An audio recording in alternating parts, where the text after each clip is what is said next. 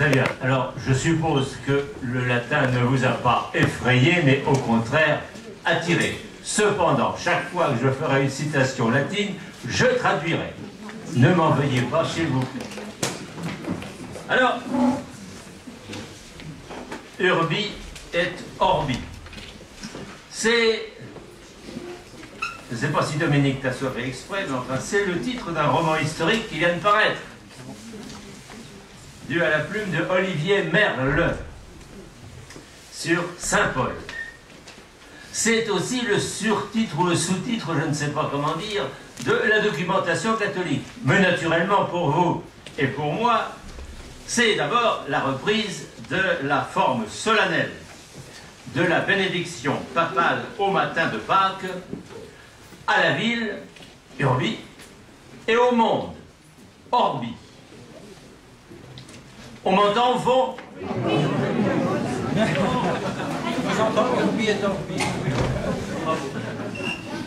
Non, parce qu'on me place toujours après le repas, c'est-à-dire à l'heure où la somnolence menace. Alors, de temps en temps, je réveille les consciences. Pourquoi cette extension de la ville et au monde, ou de la ville au monde? À la Rome païenne, Virgile avait promis, prolongeant une tradition bien ancrée déjà, un empire éternel et universel. Je ne vous citerai pas l'Énéide, mais c'est dedans. Mais cette Rome païenne est tombée. 410 d'abord, 476 ensuite, puis 1453, laissons ça. Serait-ce que le même empire a été promis à la Rome chrétienne en un sens autrement relevé? Serait-ce qu'aujourd'hui comme hier, ce qui est bon pour Rome, la ville, Urs, serait aussi bon pour le monde entier, Orbis? Serait-ce que ce qui vient de Rome, la Rome chrétienne, est destiné à irriguer, à éclairer, à embellir le monde entier? On dit souvent que la Rome païenne, une fois à bas, la Rome chrétienne est passée aux barbares. Et que donc, elle devrait faire de même aujourd'hui. Vous voyez les allusions. Ce n'est pas faux, mais ça n'est que la moitié de la vérité. Avant de passer aux barbares, l'Église est allée à Rome.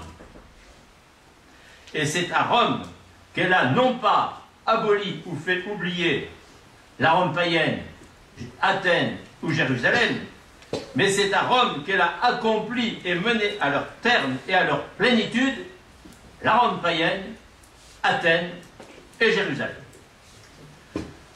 Alors, il n'y a pas besoin d'avoir lu en entier Quo Vadis pour savoir, pour admettre que l'implantation de l'Église à Rome, que cette greffe de la Rome chrétienne sur la Rome païenne a été voulue par la divine providence qui jamais ne se trompe en ses desseins.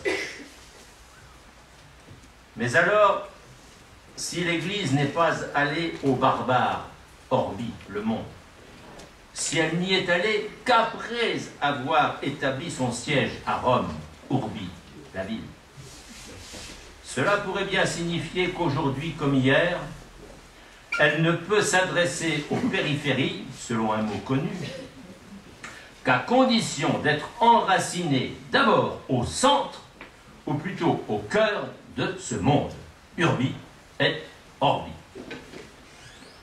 Pour nous assurer qu'il en va bien ainsi, je vous propose d'aller à la rencontre d'un autre pape, qui a eu à affronter des défis semblables à ceux que nous connaissons avec la mondialisation, le village global, vous connaissez, et les migrations de masse.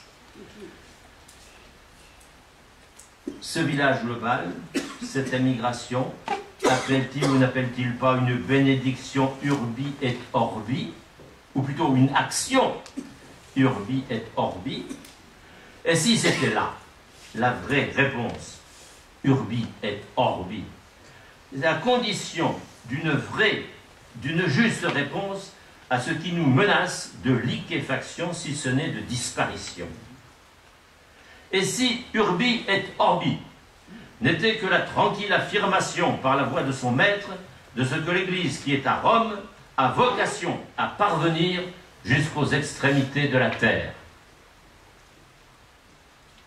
Tous chemins vont à Rome, c'est bien connu, mais parce que tous les chemins partent de Rome. Eh bien, allons à Rome, à la rencontre d'un pape qui s'est désigné lui-même sous le nom, et le nom est resté, de Servus Servorum Dei, serviteur des serviteurs de Dieu. Du pape qui a défini sa fonction, sa charge, comme étant l'art des arts. En latin, pour vous faire plaisir, ars est artium regimen animarum. L'art des arts, c'est le gouvernement des arts. À la rencontre d'un pape qui a reçu significativement le surnom de Consul Dei, le consul de Dieu. Je veux dire Grégoire le Grand. Peu de pontificats ont été assiégés d'autant de catastrophes. Invasion barbare. Les Lombards, c'était autre chose que les Algériens ou les Libyens, je vous prie de croire. Peste, débordement du Tibre, rébellion de certains ecclésiastiques, menace de schisme. Excusez du peu. Peu de pontificats ont été aussi féconds en initiative à longue portée. Ce pourquoi ce pape a bien mérité le surnom de grand.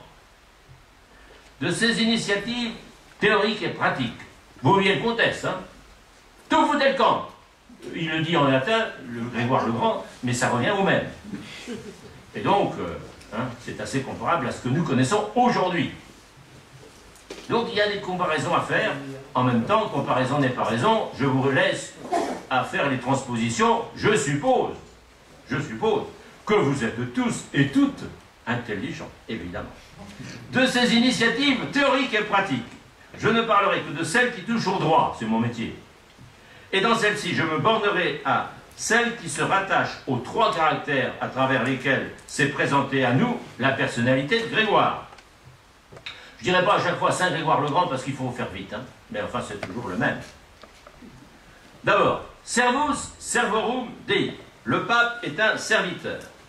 Mais, serviteur des serviteurs de Dieu, autrement dit, de la justice. Parce qu'il y a ceux qui sont justes et qui sont serviteurs de Dieu.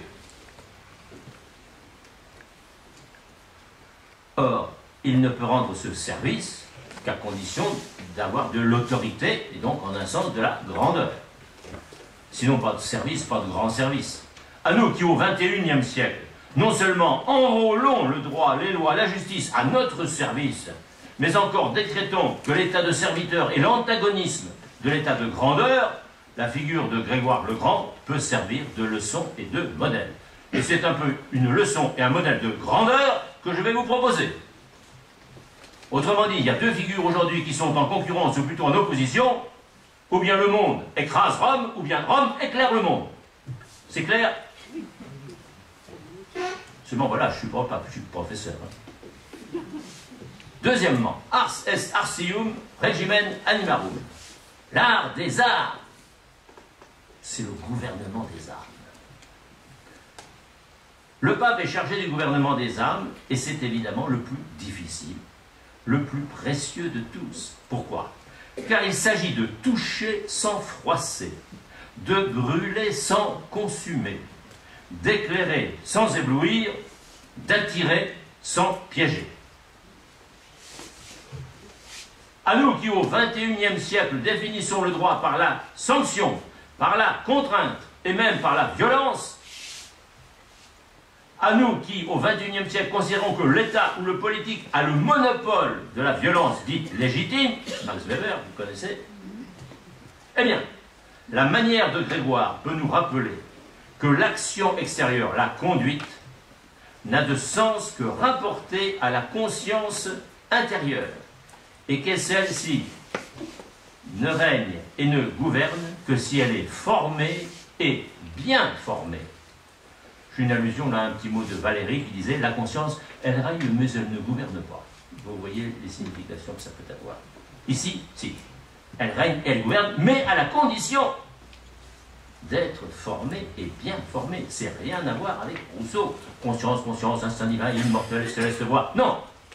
Bien formée. Consul Dei, le consul de Dieu. Le pape est celui qui répond des hommes devant Dieu et qui répond, si l'on peut dire, de Dieu devant les hommes. C'est le répondant, c'est le garant de la justice des choses divines et humaines. Je cite le digeste en faisant ça. Vous n'irez pas voir le digeste, évidemment, mais enfin, c'est pour vous dire que, voilà, j'arrive pas sans biscuit, quoi. Bon. C'est celui qui répond des hommes devant Dieu et de Dieu devant les hommes. C'est le garant, le répondant de la justice des choses divines et humaines. C'est aussi celui qui prend conseil, consul, conseil, c'est le même mot, hein. C'est aussi celui qui prend conseil auprès de Dieu et auprès des hommes. C'est enfin celui qui décide, qui tranche, mais toujours après avoir pris conseil et de Dieu et des hommes. À Rome, il y avait 2 consuls, aucun ne décidait sans prendre conseil de l'autre. Le roi le plus absolu de toute l'histoire de France, Louis XIV, n'a, dit-on, pris de décision contraire à celle de son conseil que 6 fois en plus de 75 ans. Donc le conseil est essentiel à tout gouvernement. Mais tout dépend du sens dans lequel on l'entend, bien sûr. À nous, qui au XXIe siècle, admettons communément, et enseignons quelquefois que le droit est un commandement, que le droit aurait pour source principale, sinon exclusive, la loi positive humaine, et que cette loi serait seulement l'expression de la volonté, c'est l'article 6 de la Déclaration des droits de l'homme, hein, eh bien Grégoire, ne peut-il pas nous rappeler utilement qu'avant qu'il y ait loi, il y a hésitation, il y a consultation, et que la loi vaudra ce que valent les conseillers, et que même la loi qui conseille, la loi nouvelle, est très supérieure à la loi qui commande, la loi ancienne. Et donc, 3 parties diviseront cet entretien. Droit et règle chez Grégoire le Grand, droit et conscience chez Grégoire le Grand, droit et conseil chez Grégoire le Grand. Et nous verrons qu'à certaines conditions, Rome peut aujourd'hui encore irriguer, illuminer, embellir et gouverner le monde. 3 parties, mais j'arrêterai dès que je sentirai que vous êtes un peu fatigué. Ça va? Merci. Grégoire le Grand, c'est quel siècle? Ah, il est mort en 640, il est né dans les années... Alors attendez, j'ai même pas... Si, non, j'ai pas la documentation sur 560, 570... 590 à 614. 640? Non, 14. Non, non, non, c'est pas 600. Ah si, vous avez raison. 614, merci beaucoup. Ça commence en 590. Voilà, d'accord. Merci. Non, merci. Il a pris conseil. Exactement, merci. Donc, 3 parties. Droit et règle, droit et conscience, droit et conseil. Ouvrons n'importe quel dictionnaire ou manuel de droit contemporain. Le droit est présenté comme un ensemble de règles de vie en société, votées et sanctionnées par un pouvoir d'État ou une majorité. Cette définition, le droit est un ensemble de règles. Je parle sous contrôle. Cette définition a quelque chose de tautologique, puisque les 2 mots, droit et règle, ont même racine. Elle a même quelque chose de vide ou de creux, puisqu'elle ne dit rien d'un ensemble de règles. Elle ne dit rien du contenu ou de la finalité juste de cette loi ou de cette règle. Elle se borne à dire qu'est règle simplement ce qui est voté ou accepté. Même si c'est une sottise, même si c'est une monstruosité. Or, nous avons beau multiplier les règles en ce sens, les régulations. Nous ne cessons pas d'en déplorer les insuffisances. Et c'est encore pire avec les dérégulations, qui ne sont que des régulations à l'envers, puisqu'on dit que tout ce qui n'est pas interdit est permis. Bon. Et demandons-nous si le droit n'était pas d'abord une règle, une régulation, donc une espèce de forme, mais d'abord une finalité, ce qui est juste et bon. Les Romains, qui ont inventé le droit, disent, hein, très explicitement, je le redirai peut-être, ars boni et aequi. L'art, le droit, c'est l'art de ce qui est bon et équilibré. On est loin de nos définitions présentes, hein. Alors même que les professeurs, mes collègues, enseignent que le droit vient de Rome. Et si le droit ne venait pas de la règle, comme on le dit, mais que la règle vint du droit, comme le disaient les Romains. Un peu de latin, ça fera pas de mal. Ouvrez vos oreilles. Ius non a regula sumatur, sed aiure quod est regula fiat. Je traduis. Le droit, le ius, ne vient pas de la règle, non a regula fiat.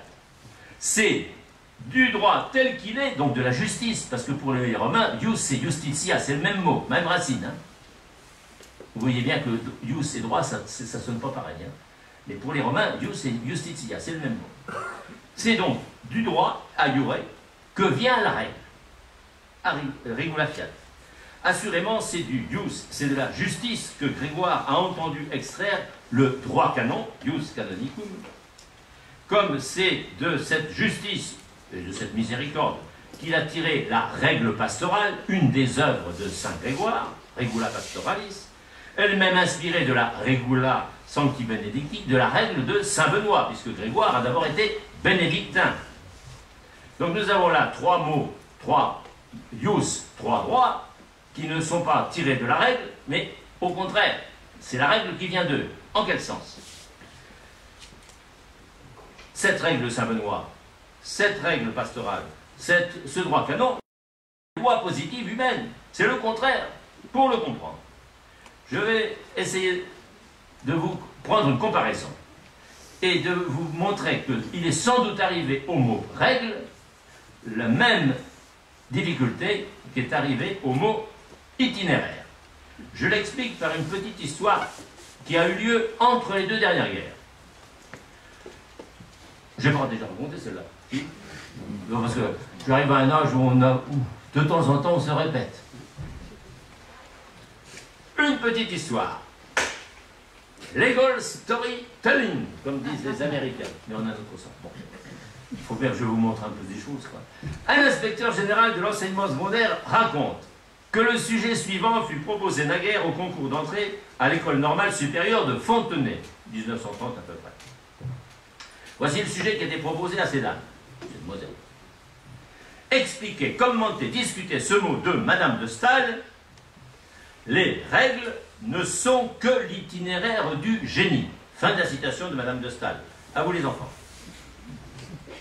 Phrase très simple, mais qui contient un mot perfide. Le mot itinéraire. Pour nous, qui avons l'habitude de préparer les voyages que nous projetons, ce mot signifie le plus souvent tracé d'un trajet à effectuer avec valeur de futur. Mais à l'époque de Madame de Staël, le même mot désignait habituellement le récit d'un voyage effectué déjà avec valeur de passé. Or, cette valeur de temporelle de futur ou de passé prend, dans le cas de Madame de Staël, une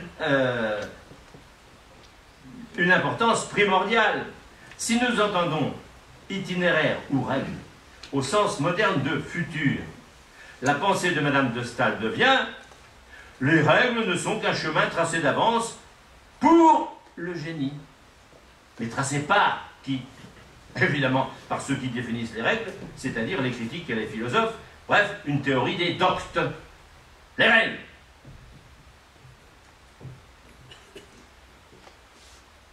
Mais si au contraire, nous adoptons le sens contemporain de l'auteur, Madame de Staël, c'est Chateaubriand à peu près, hein.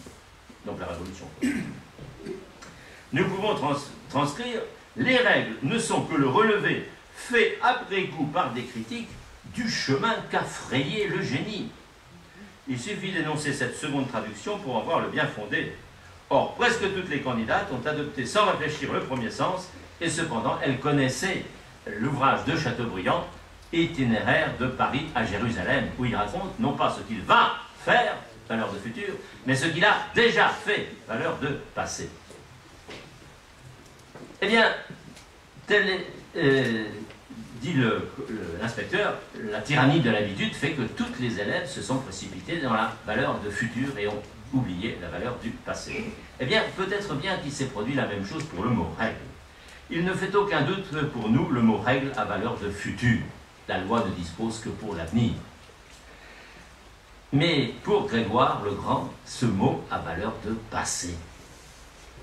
Les deux valeurs ne sont pas en tout antagonistes et on aurait autant de mal à montrer des règles pour le futur qui n'auraient aucun antécédent dans le passé que de facilité à montrer qu'on ne s'appuie sur le passé que pour mieux assurer le futur. Donc, on s'entend. Il n'empêche que d'avoir oublié à quel point la règle procédait de ce qui avait déjà été fait et réussi en littérature, en droit ou ailleurs, eh bien on fait de cette règle un carcan qui entrave le génie au lieu de l'aider, qui emprisonne l'homme du commun au lieu de lui faciliter la tâche, et surtout, de moyens, la règle devient fin, et la justice, de finalité, est réduite à l'état d'instrument. Et on fait des lois, n'importe quel contenu, au nom de la justice. On instrumentalise la justice à partir du moment où on demande au mot règle d'être uniquement une valeur de futur, au lieu de lui demander d'être d'abord une valeur de passé. Nous savons bien qu'au théâtre, on peut faire une pièce conformant tout aux règles, c'est-à-dire aux règles des doctes, et qui n'aura aucun mérite. Exemple, la pucelle de Chapelain. Vous ne connaissez même pas le titre, si ça se trouve. Mais c'était parfaitement selon les règles.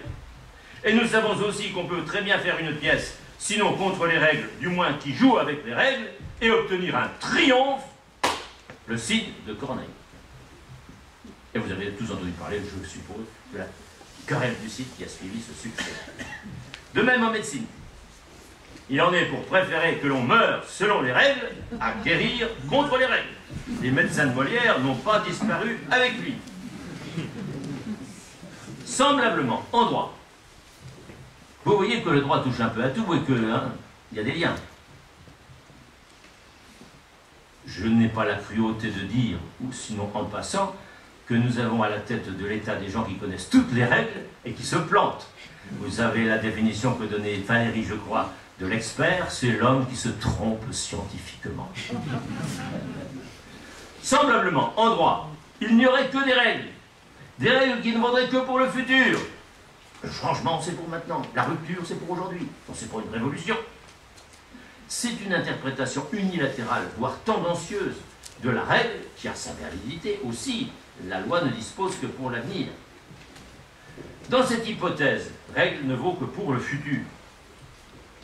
Il n'y aurait de règle qu'impersonnelle et générale, et ça suffirait pour garantir qu'elles peuvent s'appliquer dans tous les cas. Moi qui vous parle, j'ai entendu 1000 fois parler de cimetière des lois, parce qu'on les a fait sans savoir si elles allaient pouvoir être appliquées. Valeur de futur. Au lieu de s'appliquer d'abord à ce qui avait déjà réussi.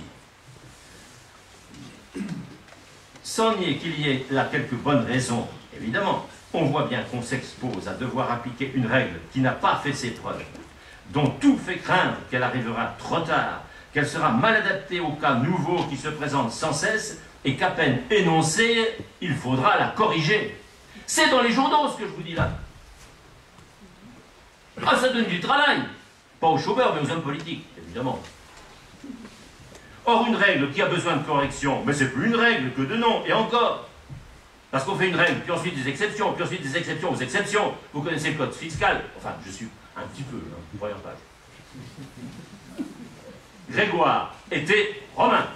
Et les Romains avaient dit dans le digeste, la règle, alors je ne le dis pas en latin parce que ça risque de vous fatiguer, la règle, c'est ce qui énonce brièvement une cause ou une affaire. Brièvement, brevitaire et narrate. Autrement dit, pour saint Grégoire, le propre d'une règle, règle de droit, règle pastorale, règle de Saint-Benoît, c'est d'être un résumé. À tout hasard, et parce qu'il y a un théologien ici, je rappelle que le Summa Theologicae de saint Thomas d'Aquin, c'est un résumé. C'est pas une encyclopédie, c'est un résumé. Le mot latin summa veut dire d'abord résumé. C'est un résumé qui fait 5000 pages, non, pas bon. Autre temps, autre mœurs. c'est d'être un résumé de ce qui s'est passé, un résumé de ce qui a réussi et qui a été reconnu comme juste et bon dans le passé. Les Regulae Iuris du droit romain, c'est au livre 50, à la fin, à l'extrême fin du digeste, et pas au début. Et c'est une toute petite partie du digeste. Une règle de droit, une regula iuris, c'est le concentré à l'état de principe de ce qui a été approuvé et reconnu comme juste et bon. Ars boni et aequud. Qu'ont donc en commun la règle pastorale de Saint Grégoire, la règle de Saint Benoît, les règles de droit des jurisconsultes romains? 3 ou 4 petites choses. C'est d'abord quelque chose de bref. C'est ensuite quelque chose de fixe. C'est encore quelque chose d'invisible. Et c'est enfin quelque chose de bon et d'équilibré. Je vous fais presque un cours, hein. Ça vous rajeunit? En tout cas, ça vous dit réveiller. Bon, la règle est finie. C'est d'abord quelque chose de bref, la règle. C'est-à-dire de facile à mémoriser et d'autant plus efficace qu'elle est plus brève. Un de mes profs de droit, qui était doyen de la fac de Paris en 61-62, Georges Vedel, après avoir écouté une conférence qui n'en finissait plus, a conclu en félicitant l'orateur et en disant, parce que le sujet portait sur Hegel et les droits de l'homme, la déclaration des droits de l'homme doit une grande partie de son succès à son extrême brièveté. Vous pensez si ça a rigolé dans l'Assemblée. Il n'empêche que c'est vrai. Elle est brève. Je ne dis pas qu'elle est bonne, je dis qu'elle est brève. Plus elle est brève, plus elle se prête à des applications étendues. Et l'ampleur de ces applications peut tromper, mais pas le lecteur de l'Évangile, qui est Grégoire, qui sait bien que la graine de moutarde est la plus petite des plantes en ses débuts et la plus grande dans ses accomplissements, au point qu'elle sert d'abri aux oiseaux du ciel. Tout le monde a noté la brièveté, l'extrême brièveté des évangiles.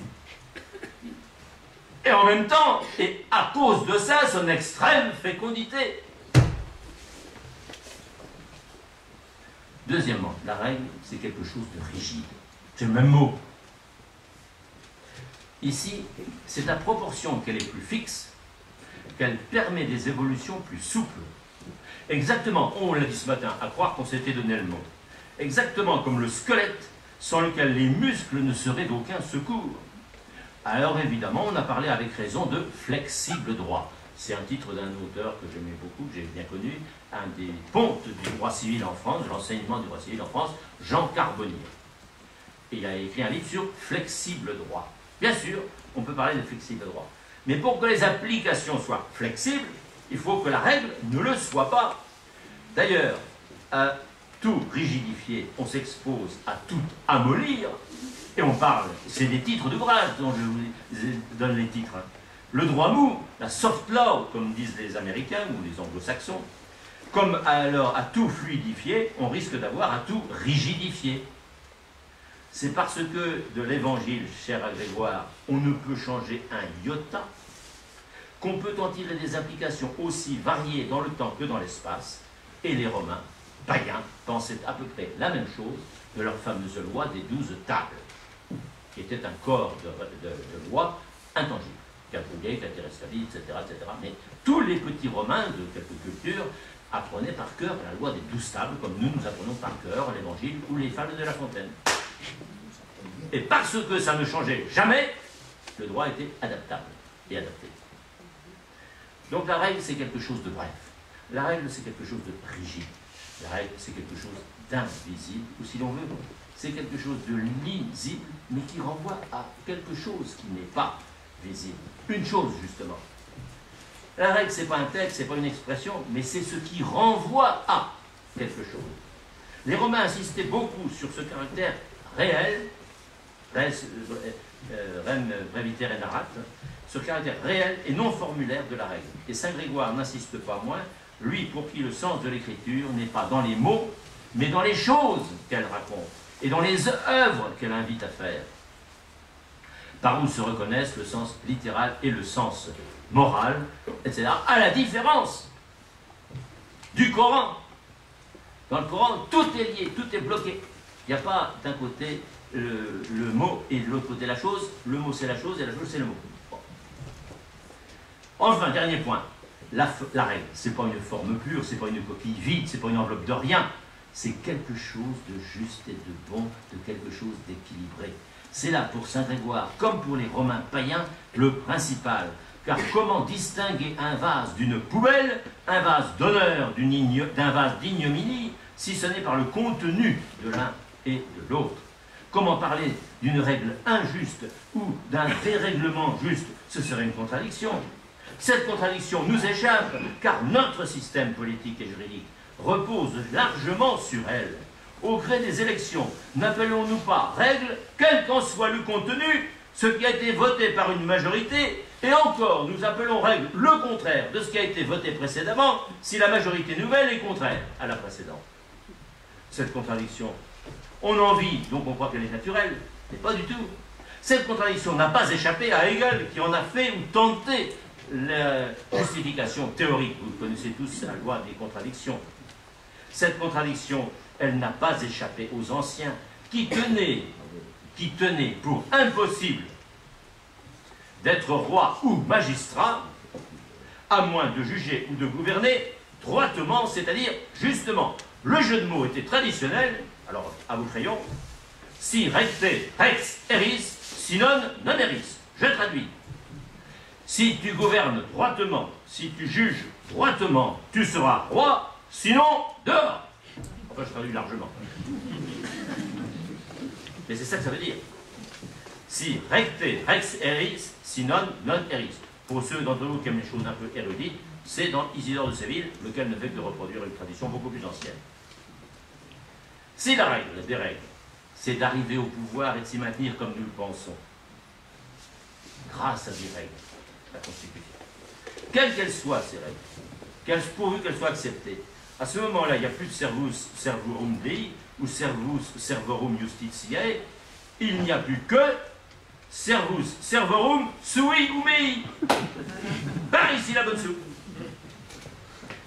Il n'y a plus solidité et souplesse, mais rigidité et mollesse. Il n'y a plus droiture et compréhension, mais raideur ou laxisme.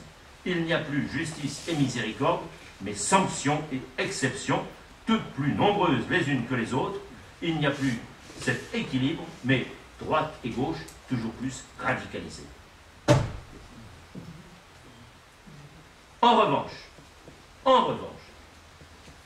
si la règle des règles est, comme l'ont dit les Romains, ars boni et aequi, si l'art des arts, c'est le gouvernement des âmes, comme l'a dit Grégoire, alors on comprend que la ville gouvernée par lui peut servir de modèle, peut servir d'âme au monde d'aujourd'hui, tiraillé, comme vous le savez, de tous les côtés, urbi et orbi. Alors on peut comprendre que rien n'est plus important sans doute aujourd'hui que la formation de la conscience des gouvernants et des gouvernés, des magistrats et des justiciables, des administrateurs et des administrés. Deuxième point, donc, droit et conscience. Je m'aperçois que je suis beaucoup trop long. Je tâche de ne pas être trop rapide dans mon débit pour que vous compreniez, ou en tout cas que vous suiviez sans vous endormir. Donc, je m'arrêterai dès que Pascal, on me fera le signe. Hein. J'ai encore combien de temps là? Combien? Un quart d'heure. Ouh là là là là là. Bon, bah alors vous ne m'en voudrez pas. Oui, je ne dirai rien sur droit et conseil, mais c'est pas grave. Hein. C'est partie remise, et puis voilà. Droit et conscience. Le droit porte sur des choses extérieures. Les richesses, les amitiés, les honneurs, bon. Mais en même temps, ça vient des hommes, et ça s'adresse à des hommes. Et donc, la règle juridique est simultanément intérieure quant à sa conception et extérieure quant à son application. Mais l'extérieur n'a de sens que par rapport à l'intérieur, et l'intérieur n'a de sens que par rapport à l'extérieur. Or, ces mots-là, tout simples et communément employés, peuvent avoir des sens absolument opposés, en tout cas très variables, et si nous n'y faisons pas attention, nous disons une chose et nous sommes compris autrement. Ça arrive quand même de temps en temps. Si l'intérieur ou la conscience n'a de sens, pardonnez-moi, est magnifié au point d'être rendu exclusif. Conscience, instinct divin, immortel et céleste voix, guide assuré d'un être infaillible, etc. Rousseau. Voilà. Si c'est ça, la conscience, alors la règle qui vient de cette conscience sera seulement affaire d'intention ou de volonté. Tout ce qui sort de la conscience, ou de la volonté, ou de l'intention sera bon. On devine à quel arbitraire ça serait exposé le droit tout entier, et la règle de droit. Si à l'inverse on canonise seulement l'extérieur, uniquement la conduite, uniquement le comportement, au point de négliger l'intérieur ou la conscience, à ce moment-là, on se bornera à qualifier de règle et de droit ce qui relève de la culture du résultat ou de l'utilité, ou de la majorité ou du consensus. Voilà. Là aussi, on pressent à quelle dérive ça conduirait. Mais contre ce double péril, exagérer l'intérieur, exagérer l'extérieur, rupture entre les deux. Contre ce double péril, on peut penser que Grégoire est prémuni et nous prémunit pour autant que son maître l'a averti de ne pas séparer la foi intérieure et les œuvres extérieures.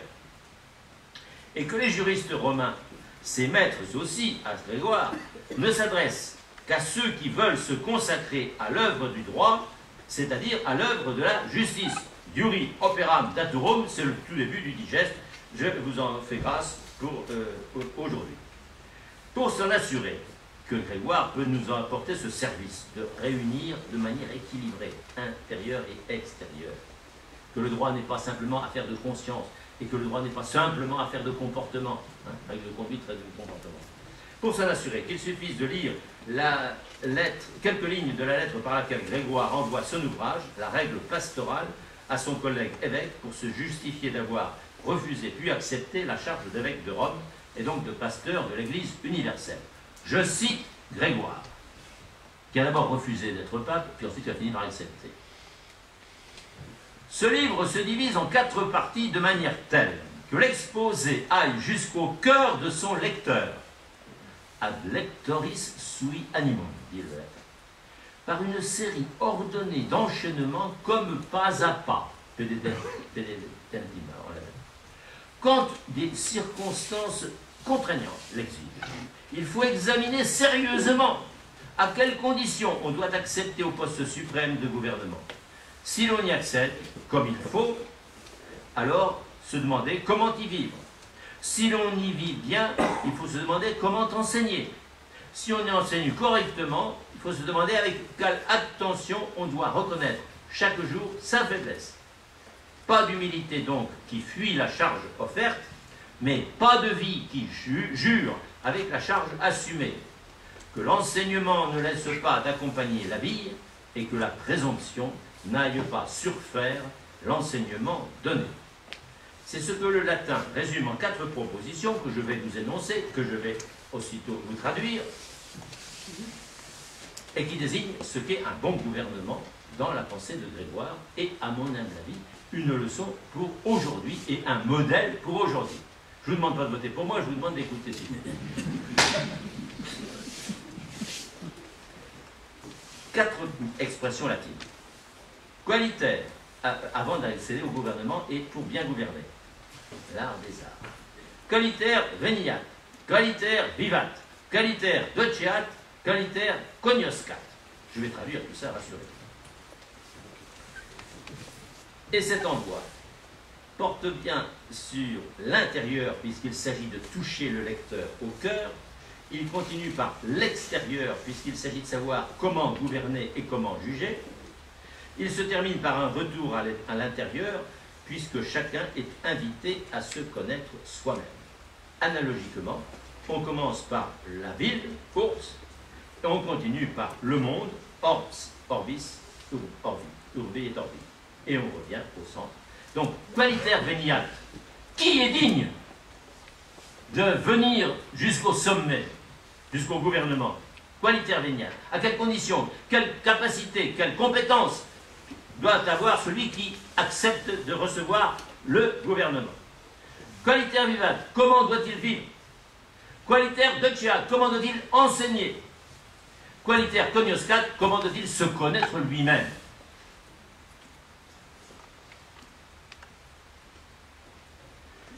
Que la justice des lois dépende de la qualité du législateur, que la justice des jugements dépende de la qualité des magistrats.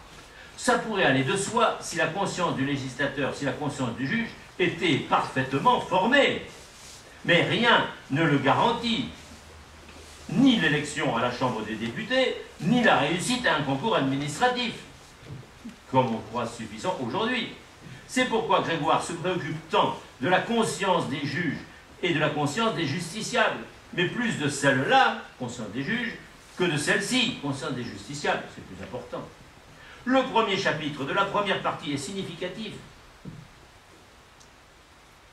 À quelle qualité doit répondre celui qui parvient à la magistrature suprême?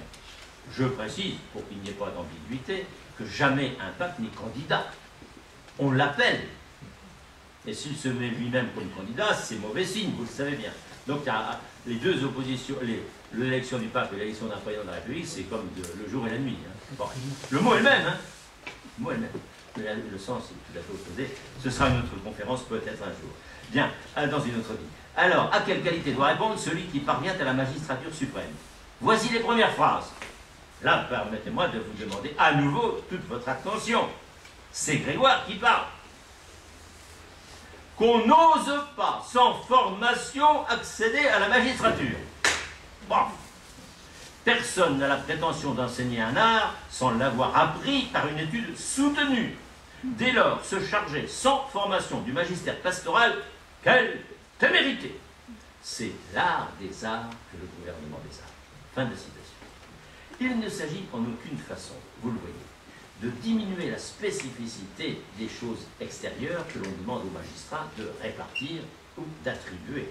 Il s'agit au contraire de préparer ce qui relève de l'intérieur de la conscience à juger sans l'interférence de la violence, à juger sans interférence de violence ou d'émotion ou de parti pris.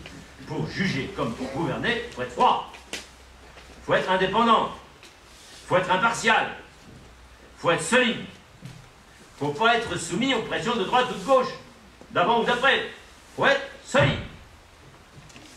Tu es pierre, et sur cette pierre, je bâtirai mon église.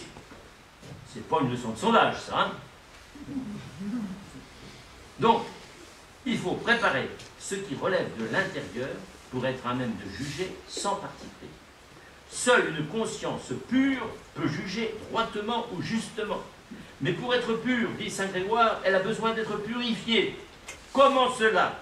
Elle ne peut l'être que par quelqu'un d'autre, un maître déjà pur, ou en tout cas plus pur que son auditeur ou lecteur, et qui en outre, par son propre exemple, montre à quoi il convient de s'attacher et de quoi il convient de se détacher.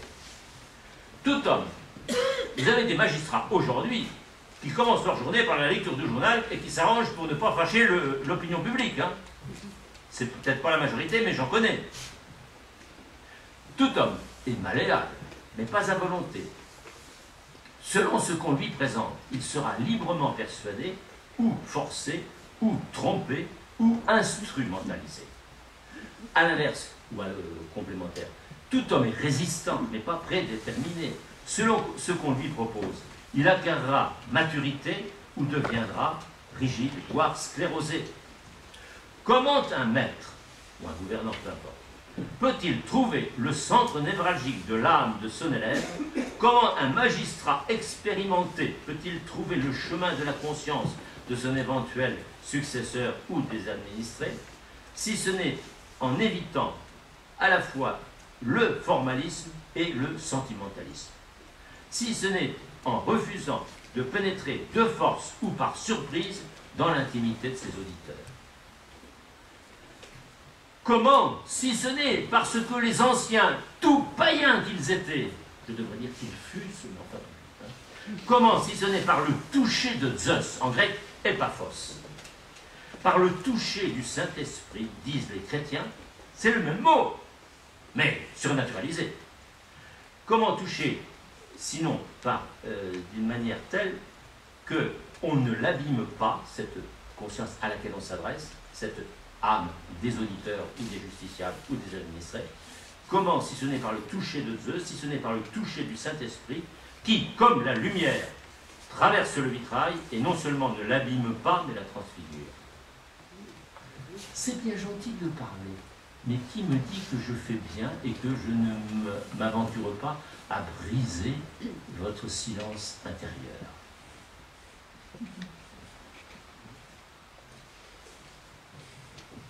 Je vois que vous êtes attentif et alors je vais vous dire, je vais vous faire une confidence. Je commençais toujours mes cours, je suis à la retraite, en félicitant mon auditoire, des étudiants, un petit peu plus jeunes que vous, mais pas tellement, et en leur disant, je vous remercie de me faire un cadeau, 2 cadeaux, 3 cadeaux. C'est une parenthèse. Hein. Alors évidemment, ils étaient étonnés. Bah non, on n'est pas arrivé avec des bonbons dans les poches. Hein. Mais je dis, vous me donnez quelque chose. Même sans en avoir conscience, vous me le donnez. Vous me donnez de votre temps. Ah oui, effectivement, oui. Et le temps, c'est précieux, ça ne revient pas. Hein? Oh, temps suspend au vol. Non, bon, je laisse ça, monsieur, laisse. Le temps est une denrée précieuse. Et vous me le donnez. Quand vous me donnez votre temps, vous n'allez pas au cinéma ou comptez Flores. Donc, je vous remercie de ce cadeau précieux. Mais vous me donnez quelque chose encore plus précieux. Ah bon? Eh bien oui, vous m'écoutez. Cela veut dire quoi? Que vous me donnez, faites attention à moi. Et donc, vous m'écoutez de préférence à quiconque. Vous me faites un deuxième cadeau plus précieux que le premier. Parce que l'attention est spirituelle, le temps est matériel. Et enfin, vous me donnez la plus belle chose, sans doute, qu'un homme puisse donner à un autre. Vous me faites confiance. Ici, cet après-midi, sans doute que vous me faites confiance. Oui. Eh bien, si moi, en retour, je ne vous donne pas plus que ce que vous me donnez, je suis un imposteur et un menteur. Pareil pour le magistrat. Pareil pour l'homme politique. Pareil pour Saint-Grégoire-le-Grand. Combien de nos paroles ne pénètrent pas à l'intérieur de notre interlocuteur parce qu'elles ne sourdent pas de notre intérieur?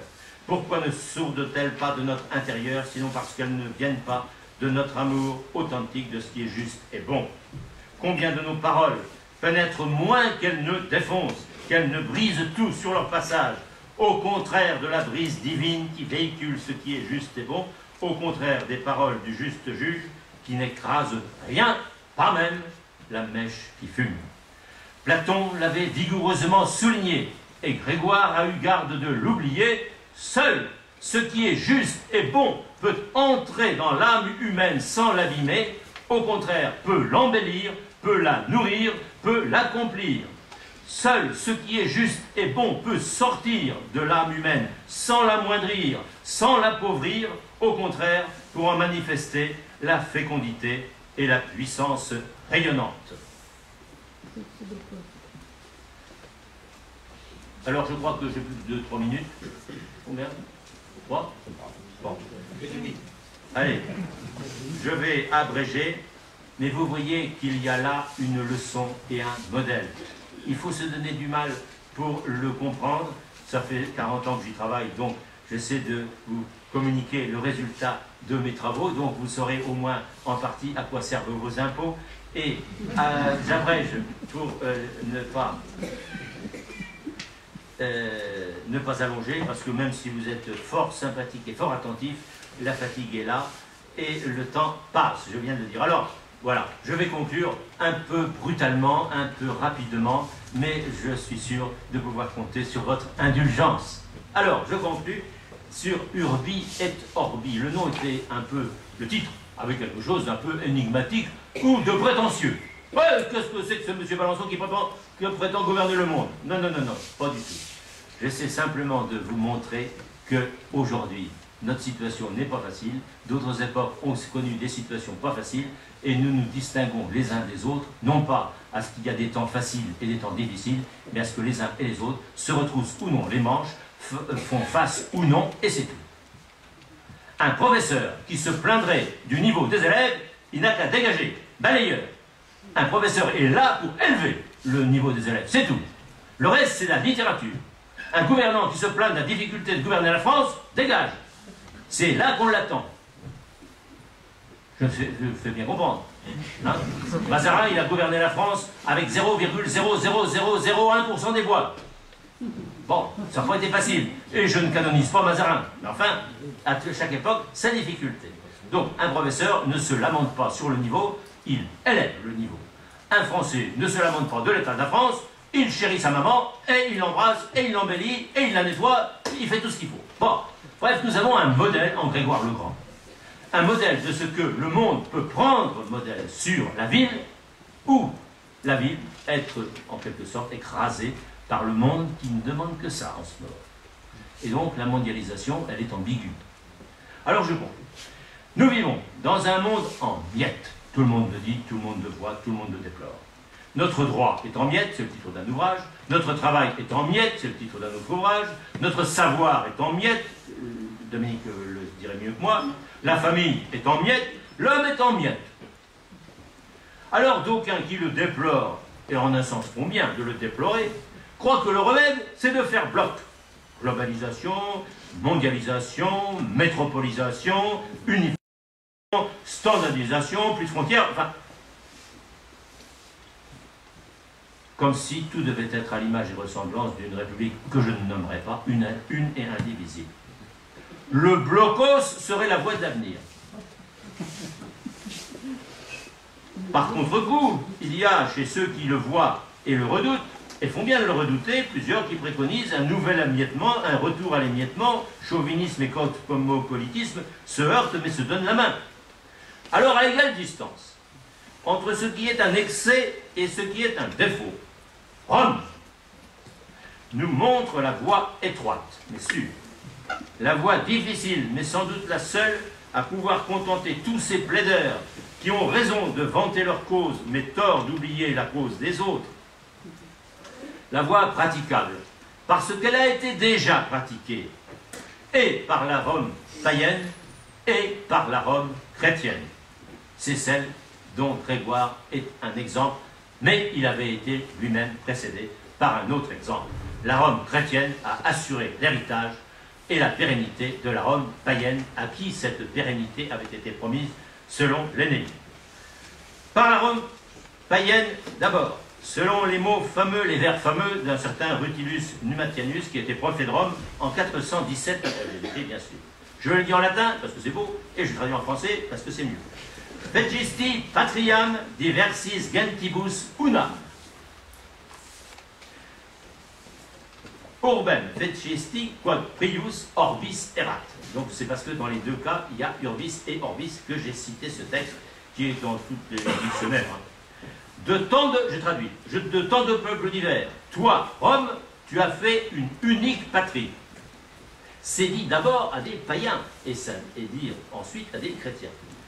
De tant de peuples divers, toi, Rome, tu as fait une unique patrie. Il ne dit pas que de multiples peuples, tu as fait un seul peuple. Non, non.